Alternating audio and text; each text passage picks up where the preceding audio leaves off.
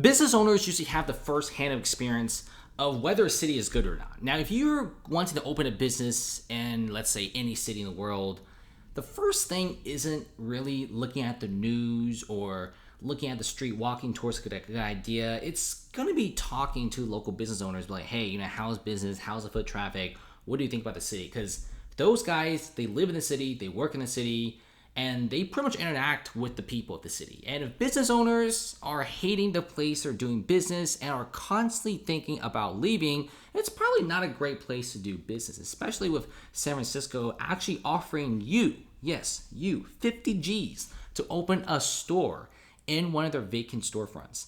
And I tell you, don't even think about it. When they're chaining up ice cream like it's a criminal at Walgreens, it's probably not the place that you want to open a business with. When a grocery store gets robbed 20 times a day, and then like a few times at night when you close up, that's probably not a place you want to open a business.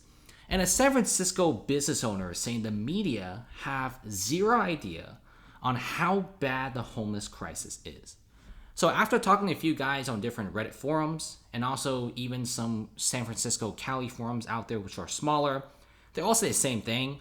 Obviously, California was pretty bad overall in general before the pandemic. I mean, San Francisco was still bad before the pandemic, but at least everything was concentrated in just one single location, like the Tenderloin district. And of course, Oakland overall, a lot of places are pretty rough too. But then after the pandemic, with nobody coming to work, everyone was working online. You have this massive vacancy, right? This massive empty space. Streets have no more people. Offices are empty. And then everyone suddenly, I guess, the homeless population, and everything just started just skyrocketing. It just feels like once these office workers start coming in, when a lot of these companies just don't want to go in anymore and everyone moving online, this city just became a ghost town.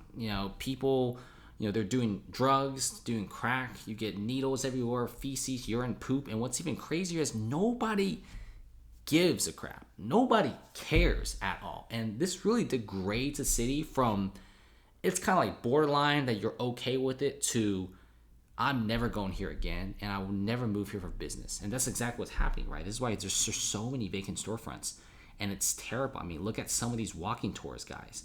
This is by a Chinese tourist, and this is actually a pretty decent street. This is not a bad part of town. It's actually a pretty good part of town. Look at how empty the streets are, okay? There's trash on the floor.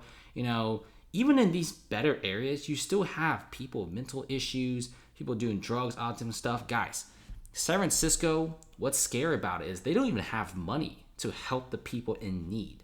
You have a lot of people in need right now. But guess what? The city is actually, for the first time in decades, at a negative deficit. Okay, these guys, they don't have any more money. San Francisco is broke. For the first time, like I said before, they are in the red.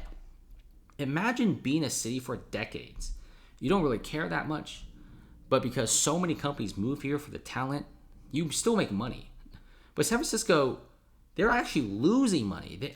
There's actually an article that came out saying they might actually have to borrow billions of dollars from the central government just to pay their bare minimum expenses. I mean, look at this. You just walk through of some pretty good condo buildings, right? I mean, those are offices. Some of these are condos. This is actually a decent area of town, not too bad. And you already have tents and everything on the floor. I mean, it's crazy to see a city deteriorate itself like this. And this owner is not exaggerating. We really don't have a great idea about how bad it is until we live there for days and days and days. If you look at street tours, they only give you, a small portion of what's it like. But if you open a store here, the constant robberies, craziness, and by the way, you can't even call the police, guys. If you open a store here and something happens, calling the police is basically waiting at the Wendy's line. You're going to have to wait a very long time. Now, I'm sure the cops want to help, but they're stretched so incredibly thin. The funding for the police in the city is so low. I mean, of course, it's a very liberal city, right? So they do that defund the police stuff. The police's budget is very, very low, okay? And like I said before, they need to have a higher budget. A lot of people are facing a lot of scariness outside at night. If you talk to the residents, there's even an article out saying residents are scared of leaving their condos and apartments at night. Usually, people just want to live. Okay, they just want to go outside at night to the bars, to clubs, have some fun, but they can't even do that. Okay, bar owners even came out and said that it's so bad that pre-pandemic they had a few hundred people walk by his bar. Now it's 2 to 3 people, and everyone seems to be kind of nervous and scared because anything can happen in the city. And what's scary is something can happen. You call the cops and nothing really happens. That's a scary thing, right? And if you look at this, okay, business owners saying that they have no idea. Honestly, they have no idea. The stuff that we see out here day to day is just so shocking. I mean, I agree. For a first world tech capital to be basically a third world country is pretty shocking to anyone. Now, just to give you guys an example, Chinese tourism is very strong right now. If you go to anywhere in the first world and you go check out some of their cities, you always find a lot of Chinese tourists. They're wealthy and they're also big in number. And they love to do vacations outside their home country. But guess what? San Francisco used to be a massive hub for Chinese tourists. Now Chinese tourists do not dare to go to San Francisco. Some of them are still going to LA because LA, the nice areas, are actually controlled very strictly. But San Francisco is basically a free-for-all GTA 5 type of deal.